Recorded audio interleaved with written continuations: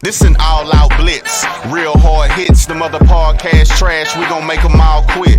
We cover all the topics with intelligence and logic. I know you wanna score, but ID gon' stop it. We from Texas, so that mean that we Texans. Breaking down the X's and O's, our profession. No complaining, just training, you see the progression. They had a Pro Bowl for talk shows, we get selected. We gon' celebrate every win like a birthday. Ray J with the news, first with all the updates. Spin move on the competition, yeah, we juking them. You not really in touch if you not tuning in. This is Crenshaw, Briggs, and VT. We want the touchdown, we not trying to go for 3.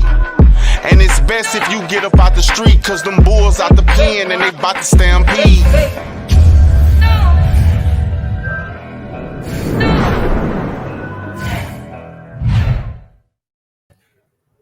Yo. Welcome to Texas Fan Battle Podcast. I'm your host of the night, Crenshaw. But we got two special guests tonight. But before I introduce them, let me introduce y'all to my dynamic trio. Right now, we got the founding father, Mr. Matthew Briggs. What up, fellas? What's up? And we have a new face. So y'all get ready for this face. It's a cute face right here. Pause. This guy is funny as hell. We got Mr. Bo Diggity, 713. What's up, world? What's good? How y'all doing? All right. So I guess for tonight, the dynamic duo of the Believe Texans. Matter of fact, this is the best duo since the Hardy Boys. Oh. Yes, it's the best duo since the Hardy Boys. So we got Mr. Rueben and Mr. Harley. Say what's up to the folks. What's going on, people? What's going on, everybody? Man, let's get it.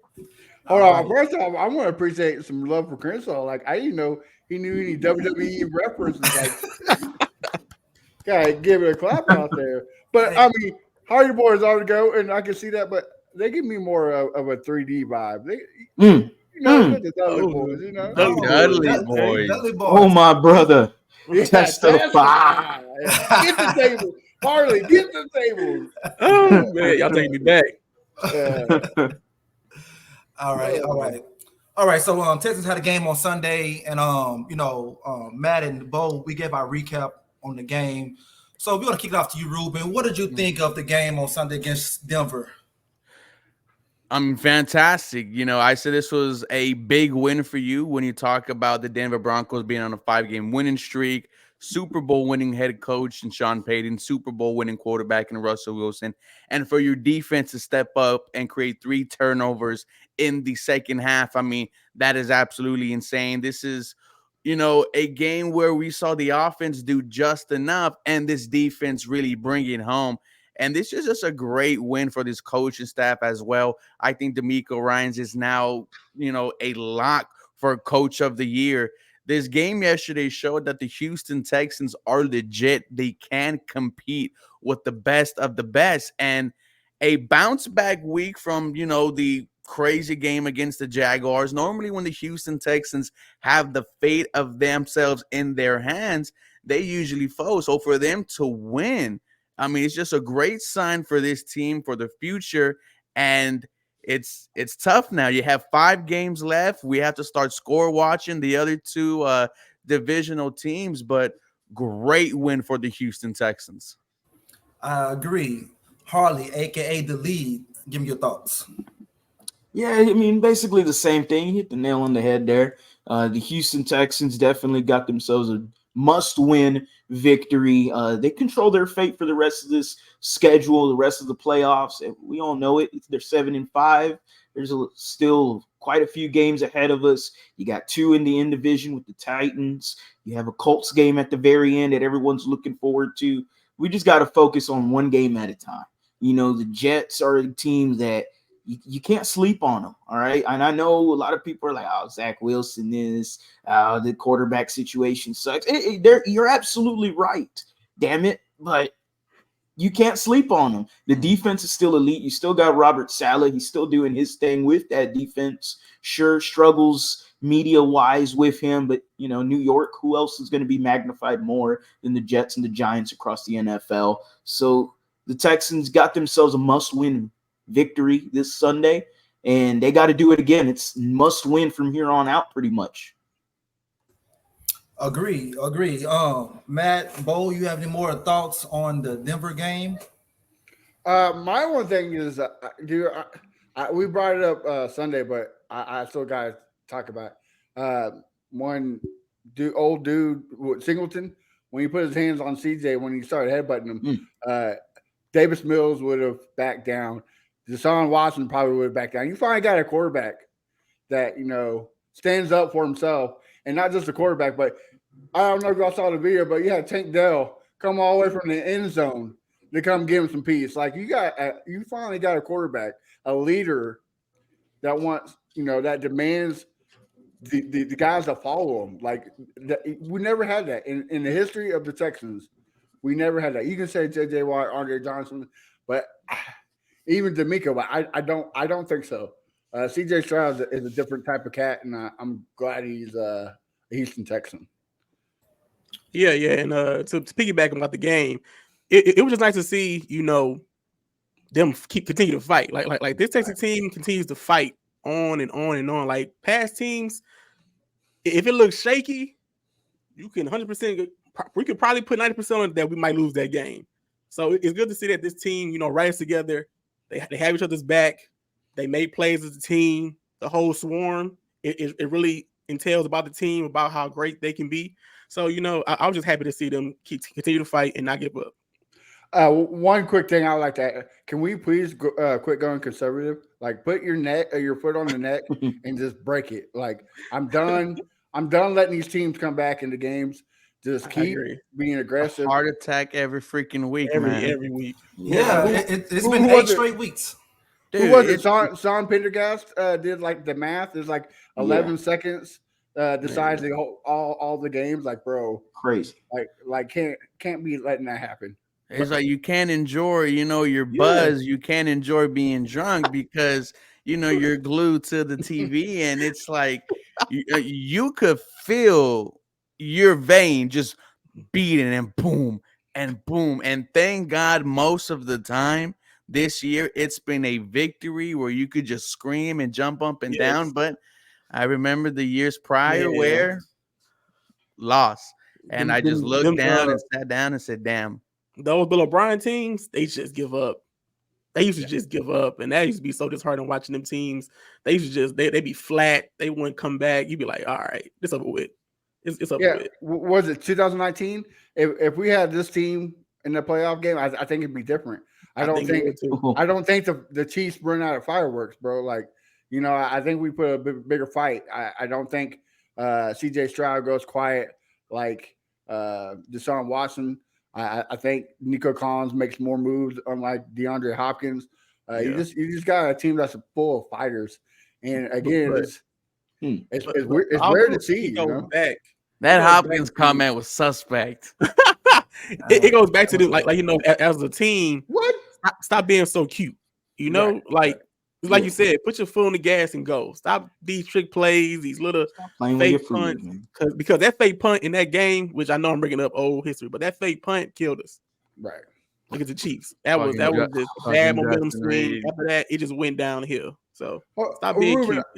I got what are you talking about, bro? Like he disappeared after the second half. Man, it's like this is D-Hop. We're comparing D-Hop to Nico. If you're asking me who do you want out there in a playoff game, I'm going D-Hop every single time. Now? D-Hop now? Yeah, that's what I'm talking about. I mean, now. I mean, I guess I'll go Nico Collins, but that's all I'm saying. Okay, back then, of course, you'll take Hop 2019 Hop over anybody. You'll be like, I want Hop out there, but now I take Nico. Give me Nico. And like I would take him too, but you gotta say Nico's Collins' hungriness is a lot better than DeAndre Hopkins, right? I mean, even when he was here, he wasn't really that hungry. He was just, just showing up. Once the player gets paid, it gets fishy. I don't know what it is, but once a player gets paid, it just I don't know. They happy now, they content, they don't want to they not hungry no more, but it happens. Shout out to Spider-Man. Shout out to Miles Morales back there. Yeah, that's Miles Morales. Yes. So, you guys right because we, 8 straight close games. I remember the game against the Jazz. I was sitting behind Harley Pause, and the game was so intense. I saw his face turn red, I was like, Harley, are you okay up there? Oh, man. I get going at games, bro. I get going, man. Like I'm gonna see people see this good little side of me and everything, in front of the camera and all that. Nah, dude, like I am. There's a video of the Astros in I believe it was 2021 with Jason Castro against the Red Sox, and he had got the hit off of Nathan Eovaldi late in the game. Basically won the game for them. It was like 8th inning, I want to say. And I mean, there's a video of us at Cobos, and I'm in the very corner of that video, and I am just screaming. I am full intense guy, like fully intense. If anybody, I mean, I don't know if Ruben remembers that part of me in school when we had, so me and Ruben went to school together, high school together. And shout out to Yes Press Southeast, by the way. And we had this thing called Families. Families was a spiff on, Harry Potter's kind of like, here you go to the different of whatever it's called. I haven't watched Harry Potter in a decade, so I don't know how it's called anymore. But anyway, I was in the Red Devil family, and I was the guy that, I don't know if Ruben remembers, but I was the guy that was the leader of that family. I led the cheer off. Like, we had the big ass cheer. And everybody knows, like, I am super intense, super hype, all emotion kind of dude. So when you see me at the games, if anybody sees me at the games, I'm going to say hi and everything. But you best believe if you are a row below me or 3 rows below me or 5 rows above me, you will hear me. You will. I am loud. I do not sit down for the majority of the game. I am a true Houstonian fan. Astros, Rockets, Texans. Hell, I'll be there at the Dynamo screaming out someone's number because I don't know the names too well. So you'll see me there, man. And this is facts what he said, because I was there to witness that. This is facts. I'm the same way. Like, if the Texans are playing like shit, nobody's getting a nap in my house. Like, I'm breaking up the whole house. Like, even in the neighbors, like people calling the cops because I'm murdering somebody. So the beer, like, it tastes worse when you're losing. Right. It's just fun to crack open one after a victory, right? Your relationship is better. Your girl looks a little bit better. Life, it looks like it might, it might turn over a little bit for the better. You could take all the bullshit that life throws at you, because on Sunday you are gonna see number 7 sling that thing. And I mean, he showed you no leader safe. Pause. That is crazy. That is insane. No leader safe. I agree, because I know a game shouldn't affect your mood for a whole week, but after a loss, boy, that Monday is tough. That's a tough Monday. No, boy. dude, the Jags game, I feel like I was at a funeral. Wearing black and everything, huh? Especially losing like that. Like, if you get blown out, it is what it is. We didn't play good, but if you lose a close one, you'd be like, man, that's tough. Like the Panthers, the Panthers, Falcons, and Jags game this year has been the worst games. That was so tough for me to deal with after that game. It was horrible. I was so disgusted. I took a shower. I mean, Panthers fans came into our comments on YouTube, and because they clipped the video where it was just where they had asked us for the initial response on if we had any chance for the Panthers game. And of course I said no. They ain't had no chance.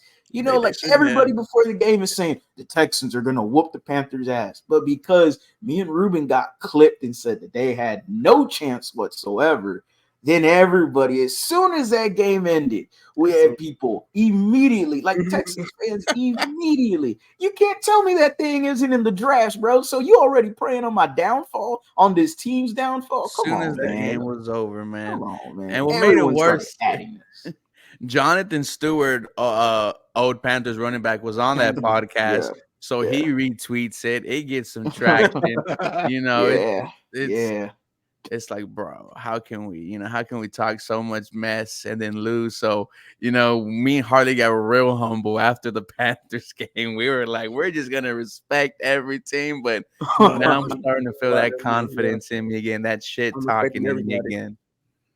Okay. All right. One more thing on this Denver and Texans game. This has been a hot topic on Texans Twitter. So since we got a couple of days to dissect it, Give me guys' thoughts on that Tank Dell play. Do you think he should have been in? Think it was the right call? It was just an unfortunate situation. And Bo Diggity, Bo Doubt, I'm gonna start with you. You know what? In hindsight, you would say no, he shouldn't have been in the course because you're like, man, he should not. He's a I don't want to say little, but he's he's on the smaller side for receivers, and he shouldn't be blocking in all the things. Go 2 tight end personnel, add another lineman. I don't know, man, but yeah, that was tough because of course with the touchdown, you like, yeah, we scored a touchdown. Let's go, Damien Pierce. You back on the board. You got things moving. And then you see number 3 on the ground. You like, he ain't moving. Why number 3 ain't moving? Right. But yeah, that like was tough. like that meme with the stick, do something. That was tough. So, yeah, so of course, okay, yes, no, he should have been out there. But of course, as an offensive coordinator, Bobby Slow, you're like, okay, I still need my dynamic play out there so they think I'm going to him, and that's why I say you can't win. It's a win-lose situation. So it is what it is. But as me personally, no, I wouldn't have put him out there. I would have had linemen, tight ends, not him. It's just right. You always have the threat of checking back into a pass if you like what the defense is giving you. And look, man, injuries happen in football, right? We just saw Trevor Lawrence get a high ankle sprain. It is going to happen. I am not liking fans saying, "Oh, well, Tank Dell should have been out there." So, Harley brought up this point. Well, like, do you even bring him out then when you're running the football, right? Right? Like, if you're scared of him getting hurt, Yeah, but that's true. that's just not an argument that I'm willing to have with someone. It is football. Injuries happen, and when you have 2 behemoths on your leg, man, I mean, my thing would have broke as well. So it's a freak accident. It sucks as happened. It obviously hurts more that it's Tank Dell, but no issue with him being out there. It's football, ladies and gentlemen. Harley? Yeah, I mean, I said the same thing with Ruben on the Believe in Texans podcast. I fully agree with what the rant was with DJ Bieniemy. I fully agree with it. This is football, man. Like, it is what it is. I mean, I am so like, man, it really upset me because on the Believe in Texas podcast, I was just like, man, dude, this is football. At the end of the day, these are grown men, and like, what if Tank Dell just? I mean, we saw all the video. We it's tough to be an armchair guy. And just like we get to see everything 24 hours later, and it's like, well, actually, I mean, come on, man. When you're in the midst of the game, he thought, okay, I gotta block this guy that way because there's nobody blew the whistle, no one's saying touchdown. He's thinking, hey, let me get in there and let me get something so that way we could get this touchdown because this is a team game. And that's what D'Amico preaches constantly in the locker room about swarming, about relentless mindset.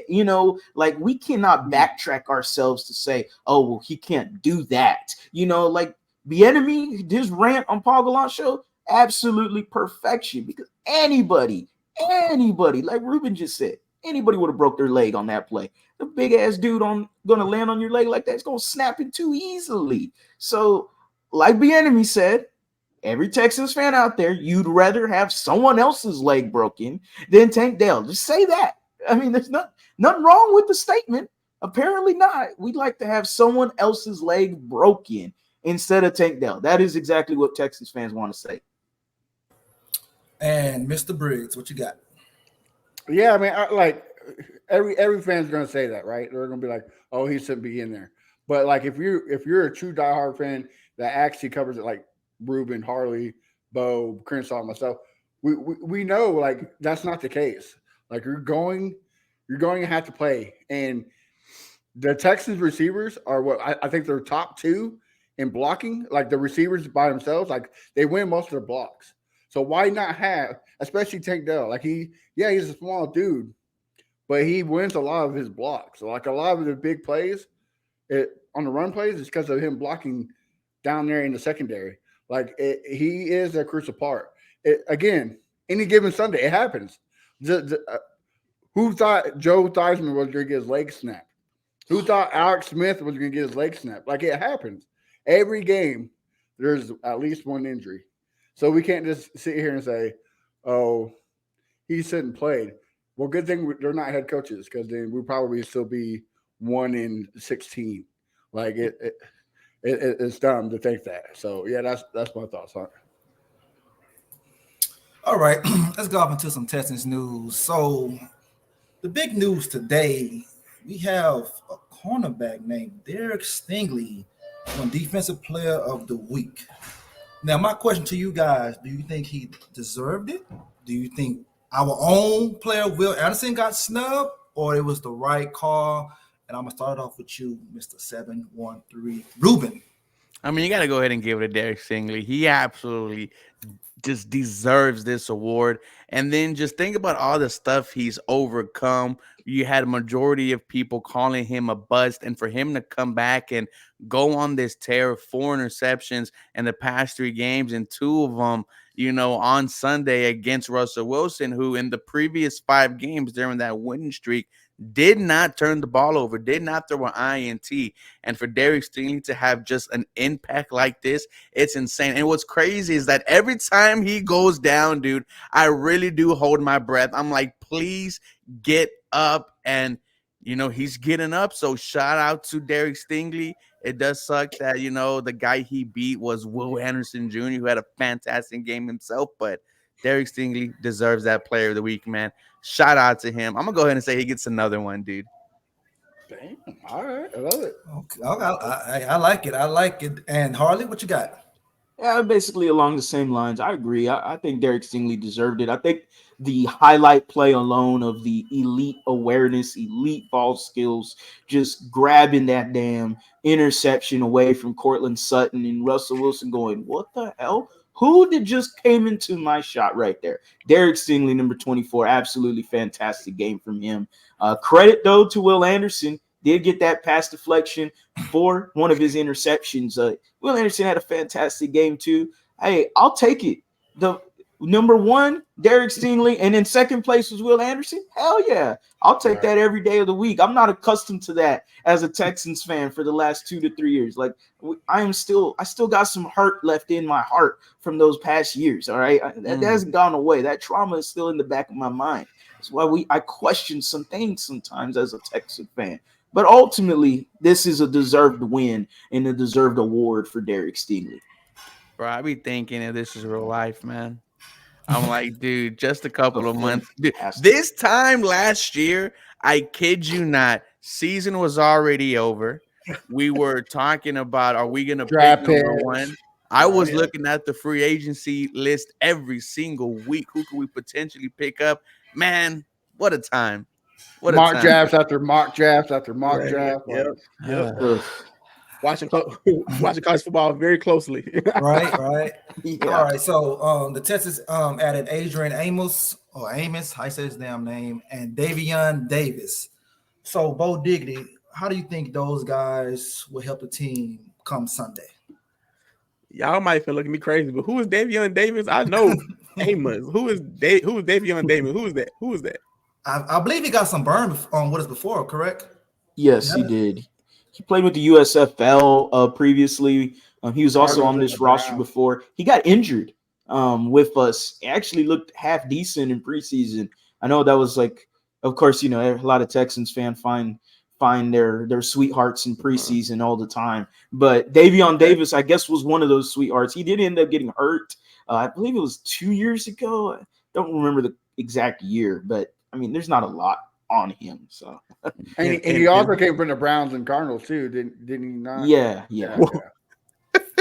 What position is this?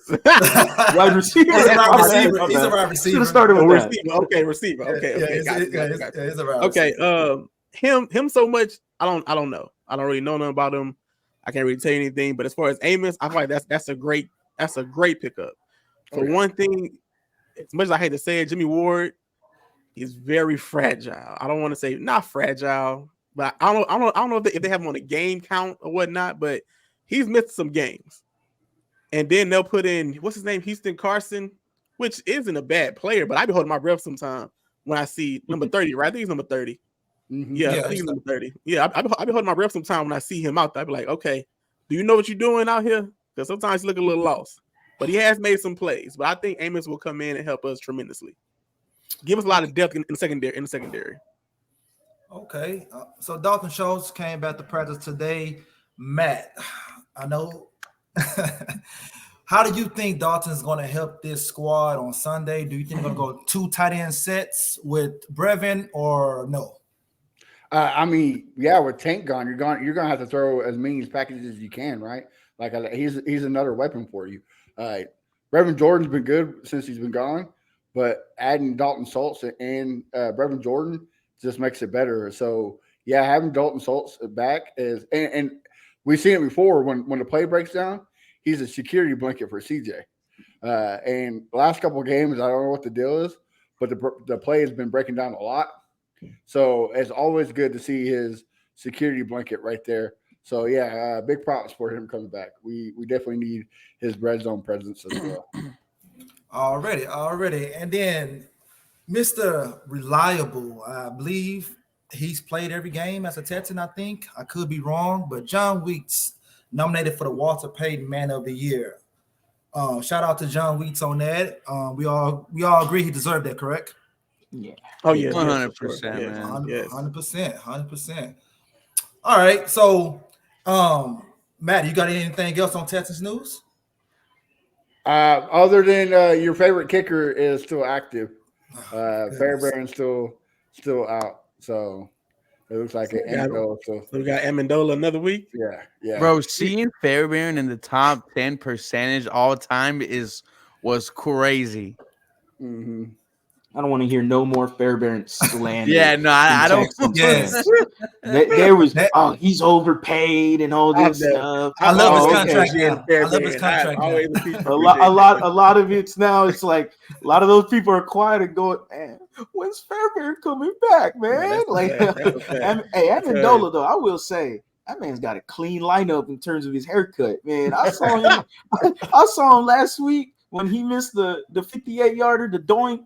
And I was like, "Who is this?" I never really seen him like without the helmet, on the field goal. I need a clean lineup for that field. Yeah, goal. I was about to say the same thing because obviously we're playing outside on Sunday. Basically, we're going to be in New York, so there's no dome, there's no inside to keep it from going left to right.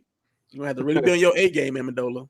Yeah, he must got like a 1.5 on the side or something. But all right, guys. So let's go off into the Jets game on Sunday.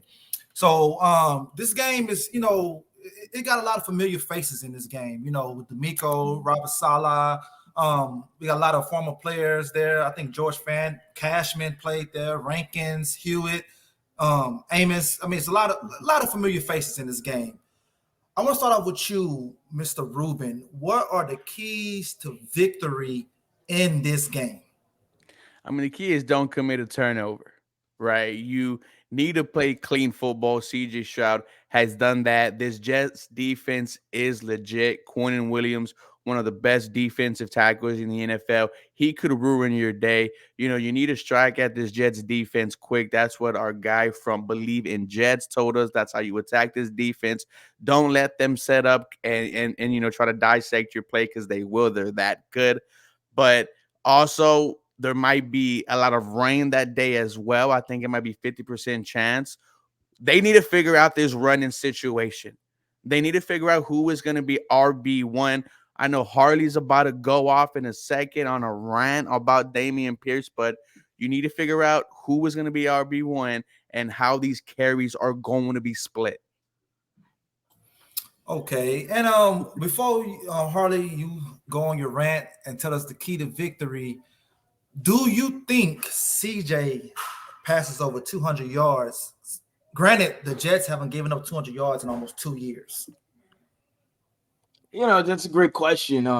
CJ's been fantastic, elite quarterback for a rookie. I'll bank the over. I don't care. I'll bank the over. I'll bank the over because CJ Stroud is just absolutely different.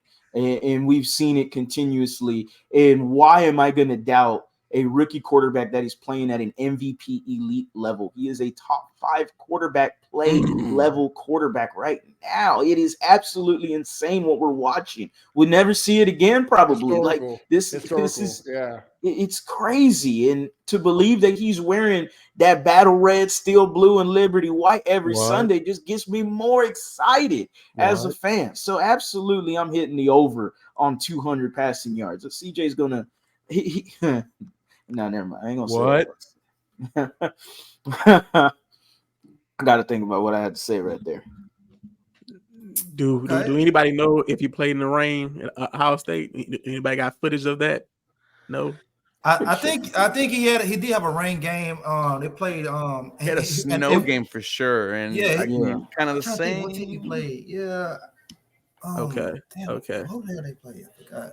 But he did have a rain game. Well, they need to turn the sprinklers on or something. There. I was gonna say. I'm like, they gotta simulate a rain game. Like make the ball wet. Pause. You know what I mean? Pause. Whoa. I said pause.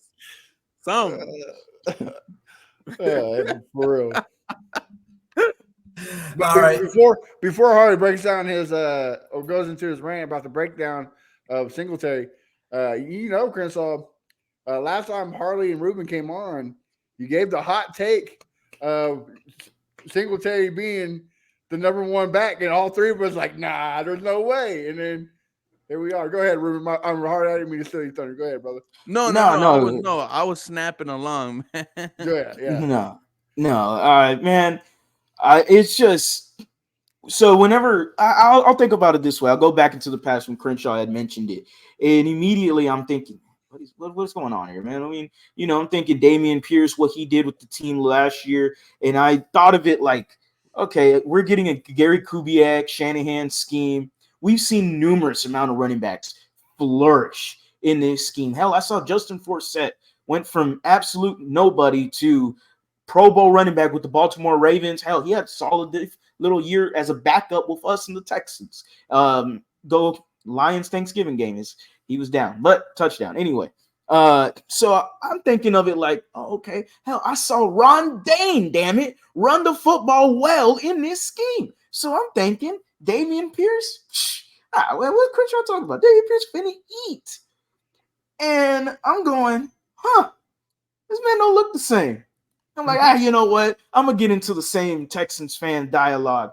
It's only the first few weeks, maybe a little rust, maybe. He's got to get acclimated a little bit more. All right, I'm still watching.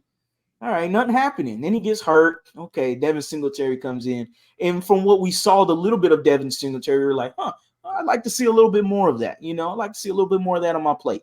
And Devin Singletary said, hey, no problem. I got you. I'll make the plate for you. And damn it, AFC Offense Player of the Week, I've seen enough. I have seen enough. I don't want to see no more Dameon Pierce. Give him short yardage situation. Get him, his little easy, tough yards that he could get. Cool, no problem. Goal line? Sure. All you got to do is run into a pile. And Dameon Pierce will be like, run into a pile? Yeah, I do that. Okay, no problem, me, Ed. Gotcha. Devin Singletary? Buddy, reads blocks, knows lanes, cutbacks. I mean, Dameon Pierce, it's not the same running back.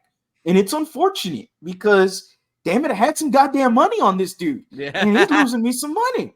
And I don't like to lose money and be wrong. I mean, my goodness. I don't care. I think it's more so the O-line, though. If you look at it, if you watch them, you see that, I don't want to say they babysit the center. What's his name? What's the center? Dieter, right? Dieter. Is it Dieter? Yeah, Michael Dieter. But you see that the guards try to help him out, so it keeps them from getting to the next level. You see what I'm saying? I feel like they don't let him go, just let him be a one-on-one monster. Like, of course, he's not Jason Kelce. He's not that level. So he has a double team, and when you double team, the linebackers just shoot the gaps, and there's nowhere for him to go because there's no one on the linebackers. And also, what I feel like with Dameon Pierce, he needs a fullback. You cannot single back Dameon Pierce and expect some yards because he's got to make that first person miss. So that's the fullback's job. Pick up the first person, and Pierce goes. But if Pierce has to go against the first person, he always loses. There's no one cut. He's not going to make a miss because he's a power back. So give him a power eye, fullback in front, and let him work. is he going to run into the fullback? That is the second question. I mean, I don't think he he did will. Sunday, right? I don't I think he mean, will. We saw a screen pass, or was it a run, a toss to the left side? I know it was some play designed to the toss. left side. Damn it, he outran his offensive lineman. He had to slow down. Yes, I mean, he it was needs like patience, but The screen needs against the patience, Steelers, and, he you know, runs into his own guy instead of going for the touchdown. He it was did like it me seeing a again. cop. I'm like, He did it again wait. Sunday. He ran into his own player and fell down. Like, bro, what are yeah, you doing? that's true. But It's once just again, I feel like if confusing. the line ain't making a lane for you, where else can you go? I can see that. Where I else can can see you some go? of that. I seen some of that conversation on the Texans Twitter. So I you need know. Juice, Dieter, and Shaq Mason because I feel like Shaq Mason is a turnstile too. I don't know why. I don't know. I thought he was He going got to come paid. in here and just move people out the way, but he be struggling sometimes himself. They have to become a unit and move people out the way because there's nothing you can do as a running back unless you're Saquon Barkley or one of these Christian McCaffrey top tier running backs. He's not going to be able to just move and just juke his way out of trouble. So they have to be as a unit, move them boys off the line, and give them some space to operate. That's how I see it. Then my other thing to counter that is, well, then what's the excuse for Singletary then? Because we've had, if not Dieter, Shaq Mason, and the left guard was Titus Howard. I mean, I think it was better that Juice is the left guard just because he's played guard before. He's versatile in college. I agree with that. Yes, you know, so like that's my only thing I can. Like, I see what you're saying, and I've seen some of that dialogue around Texans Twitter and the YouTube pages. Like, you know, yeah, the blocks aren't opening up as much for Dameon Pierce. Is he just not fast enough though? Like, because Devin Singletary. I don't know if it's fast enough, AFC but Offensive Player of the Week. if you watch the game, this past game, you can see the veteran in Singletary. He doesn't just, like you say, just run. He doesn't just shoot the gap. He gets the ball, he sees who lane is open, and he goes. True. Pierce is a straight, get the ball, I'm running. I don't know where I'm going to go, but I'm running. So, of course, you have to work on your vision, you know. But I feel like last year, it was constantly a fullback helping him go. So, it was whether it was a toss, counter, trap, he had somebody in front of him to get that mess out the way. And now you don't really have that because it's really a one-back formation offense most of the time. Mm-hmm. And So also, he'll learn vision. also, Pierce, like you said, Pierce really doesn't make the first guy miss. Like he runs At him all. over. Right. Singletary makes the first. He'll give you a cut and take it. You know, he'll juke him out. Yeah. So when the play does break down and guys are about to get him in the backfield, he makes that cut and he gets another 2 or 3 yards. So that's why more reason why we need Singletary as RB1. Yeah, well, I think it's more of a scheming issue. Last year we was a power team. This year we're a zone blocking team, and it's not gonna help out Pierce. So we're gonna have to either re-sign Singletary or get one of these high-priced free agents. No, I would just draft a guy this year. I say just draft him. Yeah, just draft a guy that's cheaper. Because Pierce is not going to get it. I don't understand. It's been we on week 12, 13, and he's still doing the same shit. The good news though, he's still on his rookie deal, so now we're gonna pay him some crazy amount of money because he's a 4th round pick. So yeah, you know. So Matt, the news came out that Zach Wilson will be starting this Sunday. Now, be honest with me. Are you scared? Dude, I'm more scared of my 6-year-old that's in the next room, bro. Like, nah. if his name's not Aaron Rodgers, I'm not scared of anybody that's on the Jets. Like, I'm just not. I have faith in our defense. Their line is beat up like ours, and I think Will Anderson is going to get the chance to have 2 games with multi sacks. And I need Singletary I need Stingley to outplay Sauce Gardner. So this whole narrative that we should have took Sauce at last year at 3 over Stingley to be erased. Like, I need Stingley to have another 2 interceptions. Like, I need him to ball the fuck out because I'm tired of hearing it. But yeah, I'm not scared of Zach Wilson. Okay, let me piggyback off that right there. And this question is going to go for Rueben, Bo, and Harley. Who started the Sauce and Stingley comparison narrative? And be honest, did we make the right pick? Who started it?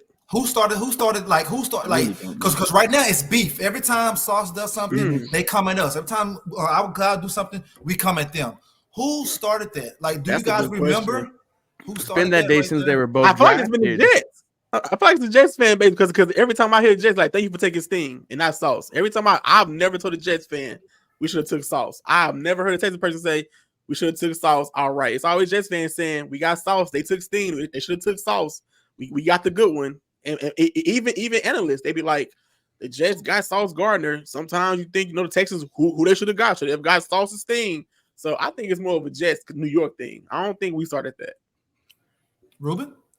I mean, I think it's a little bit of both, right? Because when you see Derek Stingley go out in year one and you see Sauce Gardner have the type of year that he has, right? There's always going to be some discourse between the two fan bases. I think it started all the way back on draft day, right? Derek Stingley selected first, Sauce Gardner selected behind, and then we saw how their rookie seasons played out. And right now, I mean, it's still heating up. You have Sauce Gardner healthy, but not really the same numbers that Derek Stingley has. And Derek Stingley's only played in 6 games, 4 interceptions in 3 games. That's insane. He might have, 2 more by the way he's been playing. But I think this Sunday the conversation comes to an end because even if Garrett Wilson or one of these Jets wide receivers get open, I don't think Zach Wilson's going to be able to, to find the open man. I think actually the Jets are more scared about starting Zach Wilson than we are playing against them. It's going to be a bad day for Zach Wilson. I honestly think the Houston Texans don't allow a touchdown. Ooh. Man, I got a different approach to this, man. You think it's a shootout or what? I don't want to say a shootout, but every time we play teams that we should beat, bro, it is a nightmare, man. I don't know why. I don't know why. I went into the Panthers game with my chest puffed out, and look what happened. I went to the Falcons game, even though the Falcons have a decent defense. Desmond Ridder, we're finna shut him out. Yeah, career Did not work out at all. So I don't know, man.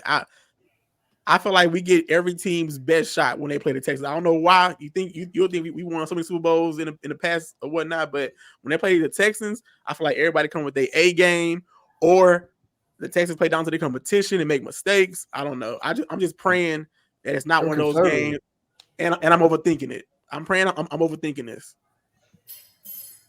Harley, what about you, bro? Yeah, so I just think both guys are linked together. Just because they're picked back to back, they play the same position. I just think the NFL media is always going to link those guys back to back, and it's going to be one of those random ass accounts. ML Football Rookie Watch. It's going to be one of those random accounts that they're just kicking the hornet's nest, right?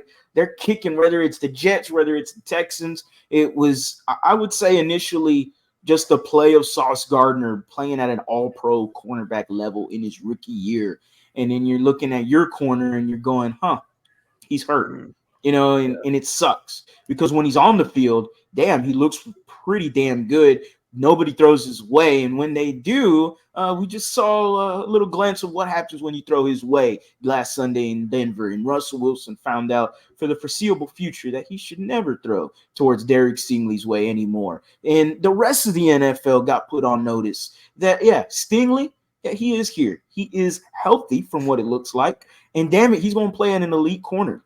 And I'm all for it. I can't wait for more of the dialogue to continue. I love going back and forth. It reminds me of the Harden versus Curry kind of conversation in MVP. I love the dialogue. I love the Yankees versus Astros dialogue and all that good stuff. So at the end of the day, I think it is what it is. They're linked together. It's like Bryce and CJ Stroud. They're going to be linked together forever at the hip, 1 and 2. And, so far it's panning out for us. So, well, the good thing about, I'm not saying good thing, but the positive about Sauce this game, he has a pass rush to help him, right? Like they get to the quarterback, which helps them hurry the ball up and helps the quarterback. Now we finally got that in Will Anderson. Jonathan Grenard is coming back to what we thought he could be. Like we finally got a pass rush, and you're seeing, like you said, you saw what happened Sunday.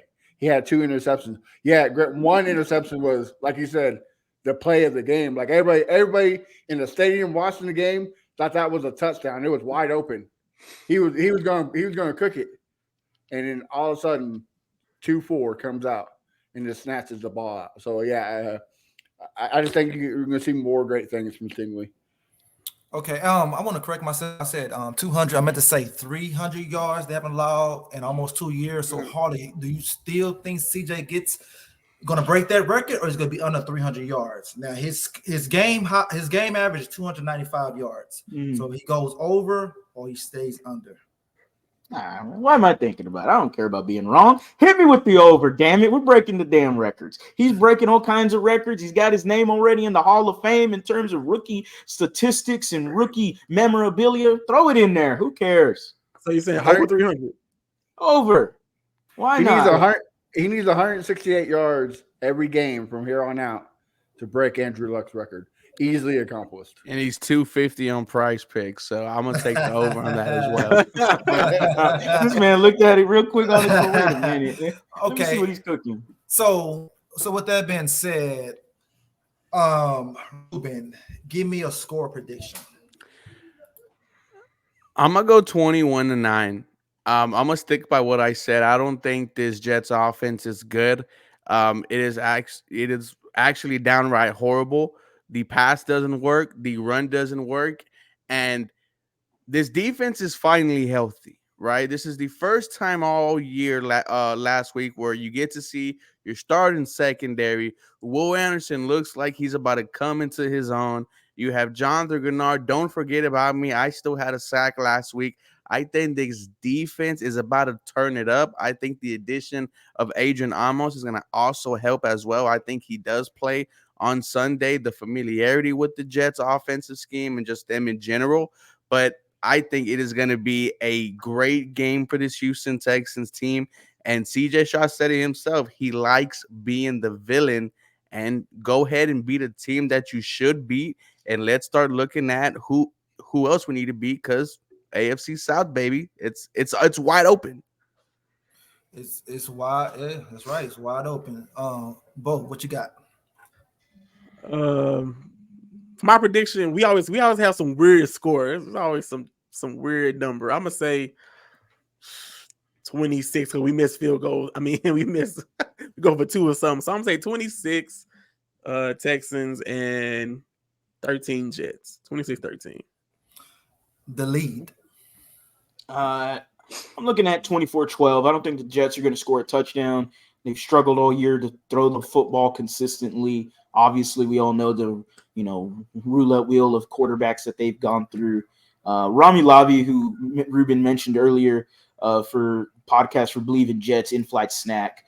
He's also on WFAN 60 New York Media Radio, and I mean, he said that he doesn't even know who. This was before Zach Wilson was announced. He said he doesn't even know who's going to be playing quarterback. He says it's been just a rough year overall watching Jets games, and he's got 2 tickets to the game, and he's questioning whether or not he wants to sit through and watch a Jets game.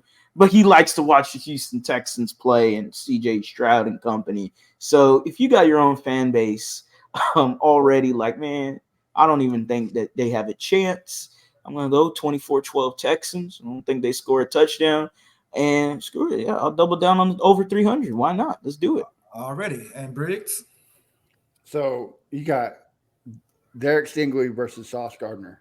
Well, we also forgot to mention, we got D'Amico Ryans versus Robert Solar. You got the teacher versus the student. I think the student comes in there and smacks his ass at 17 pods. At 17-0. I think it's a shutout. I think the defense shows up and CJ Stroud cooks perfection. Like Ruben said, move on to the AFC South Championship. Watch out, because it's a wrap with the Jets. Shit, you should have just said because Stone Cold said so. I mean, that's what I thought you was going with. That's the bottom line. That's the bottom line because Briggs said so. Yeah, go get you some beers or something.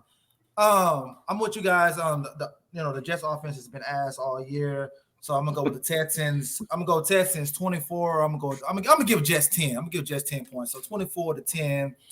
That's my score prediction. And let me get to this one comment right here. I want you guys to take right here. What do you guys think the final record of the Texans is going to be for this next 6 game? Just give me the final record at the end of the season. So we got 5 games left, Kurt, correct? Mhm. Yes, 5 games. Cleveland Got Titans. the Yeah, Jets, 5 games left. Two Jets, Titans, Browns, Cleveland. Right. Titans, Colts, Titans. Yes. Yeah. 12-5. So we're gonna run the table.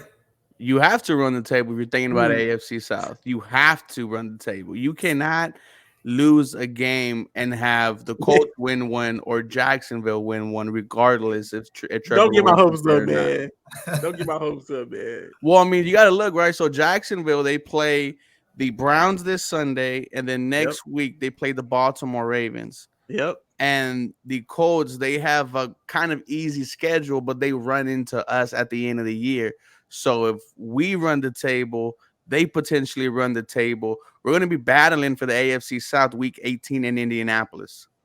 Yes. Yes. And I think the Colts got Tampa Bay, and the Tampa Bay trying to make the playoffs right now. I think they're a game out. So that's going to be a key game for us right there. I'm gonna say 11-5 because we rest our starters for the playoffs. Week 17. I think the Colts. Look what they did against the Titans. They almost lost the Titans. If it wasn't for Ryan Tannehill always screwing the Titans over, even when he's not the quarterback, like it's a different game.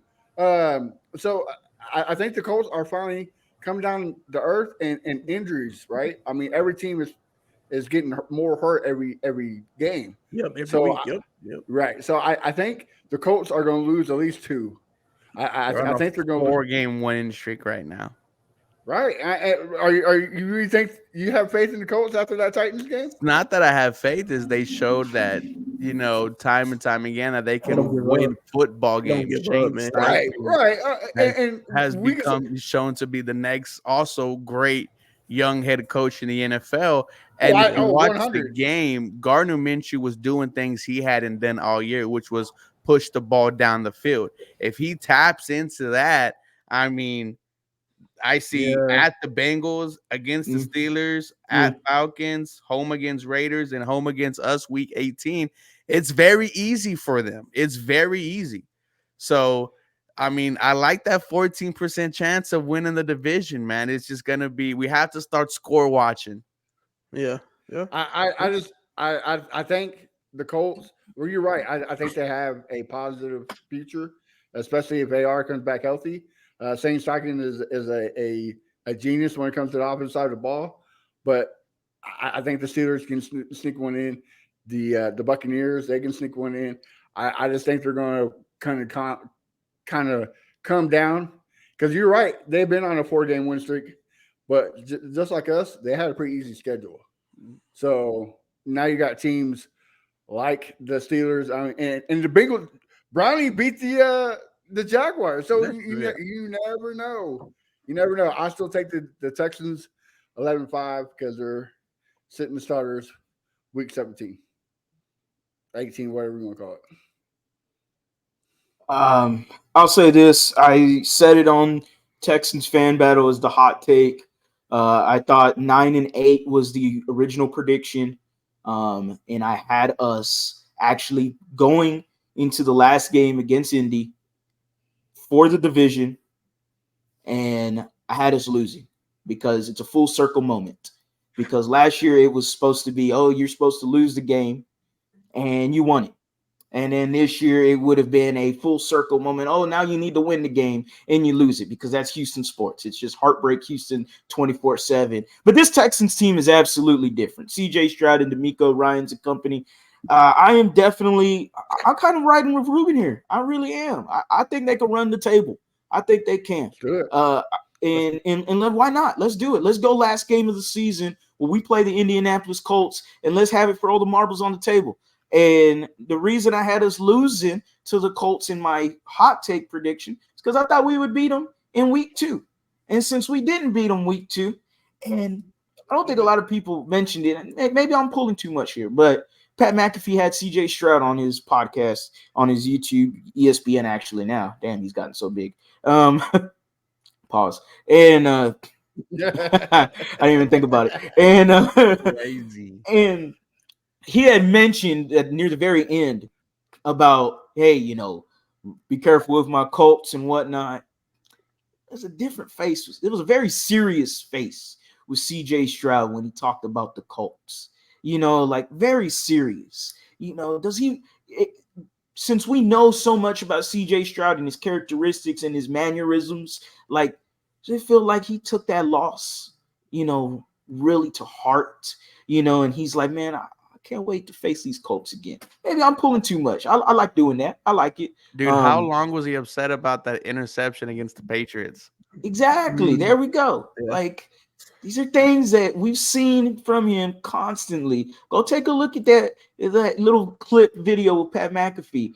He talks about the Colts. And he's like, nah, man, nah. We're gonna take care of the Colts. They're a good team. Gives them all their flowers, all that good stuff. Yeah.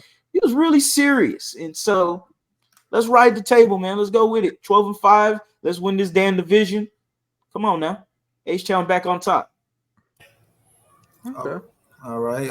Bo, you get your predictions already? I'll give it to you. Back to CJ, I would say I saw his serious face at the end of that Jaguars game when that field goal was missed.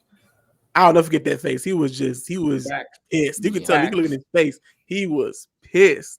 But like I said on Sunday's show, I had the ceiling at 10-7, and that probably could change. It could change. The Houston in me, history. It's telling me 10-7. I don't know why. It's telling me 10-7, regardless of whatever happens. But the enthusiastic fan in me is saying 12-5. Let's like you said, run the table. Let's beat these. You got Zach Wilson. Who's the Joe Flacco? Yeah. You Will got Levis twice. Will Levis Captain twice, Mayo. and then you got Gardner Minshew. Yeah. You should not lose to those 5 quarterbacks. I'm sorry. With a head coach like D'Amico Ryans, defensive minded, you should not let those quarterbacks beat you. I'm sorry. I don't care what your offense does, but as far as defense, you cannot let them beat you. So I would love to see 12-5, but I'm going to stick with my 10-7. Okay, and I guess I'm on the run the table train. I think we're gonna win out just because the Let's schedule. run a train, man. Yeah, let's run a train. You know what I'm saying? Let's run a train. No, since the schedule's in our favor and everything. But no, I think we can run the table and everything, so that'd be good. So before we end the show, do any of you guys? Matter of fact, let me bring this up. What's on my mind? Give you guys first reaction when you seen that Trevor Lawrence injury. What was your guys' first reaction? Well, what did you guys think, like right when it happened? Division wide open. Division wide open. Division wide open. It's not over with. Harley. Shocked. And yeah, I went, I feel bad for you. All right, I'm done feeling bad for you now. That monkey's off the back now. All right, here we go. That's just me. I mean, it is what it is. That's football. Hey, in that moment, I became a Bengals fan. In that moment, I was like, "Come on, Bengals, finish this game, get this win."